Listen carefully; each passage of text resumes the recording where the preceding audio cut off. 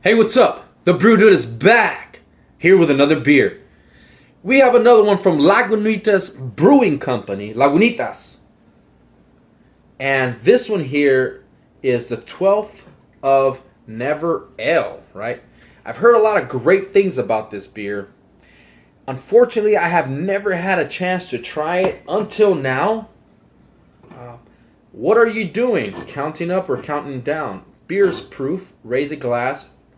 Woulda made itself if we hadn't. So anyway, 5.5% alcohol by volume.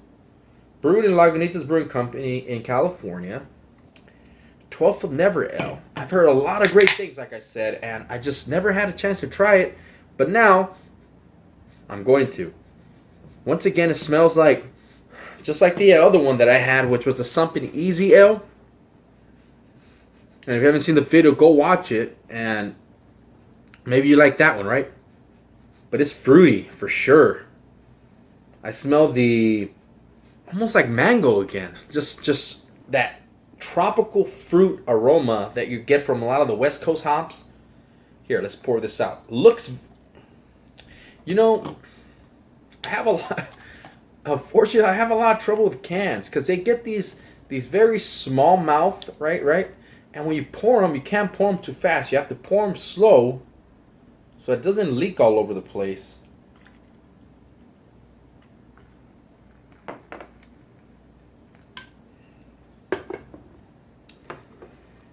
This one's a lot clearer than the actual, and a lot paler, but it has a lot of bubbles, and the head almost looks identical. I feel like it's just Lagunitas beers. You never really appreciate or even think about, like, man, the head of the beer, right?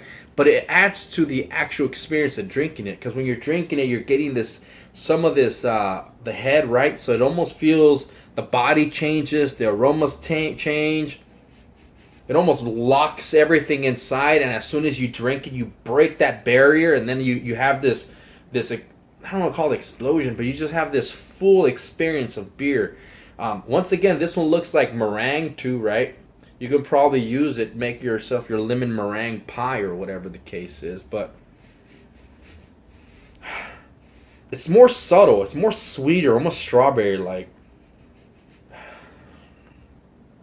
Cold.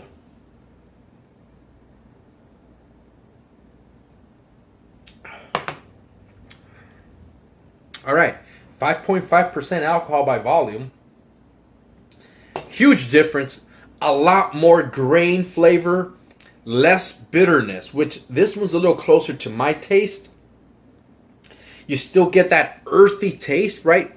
That kind of like soil, you know, that moss, that wet moss. If you ever gone fishing to these lakes and it just rained, that aroma, that's what you're getting from this. Also that sweet,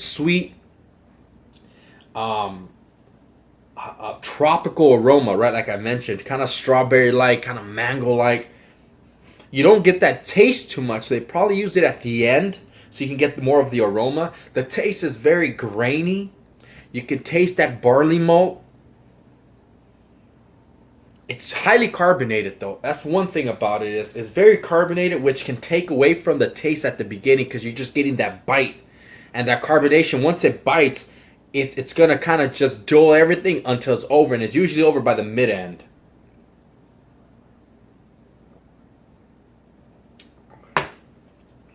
Yeah.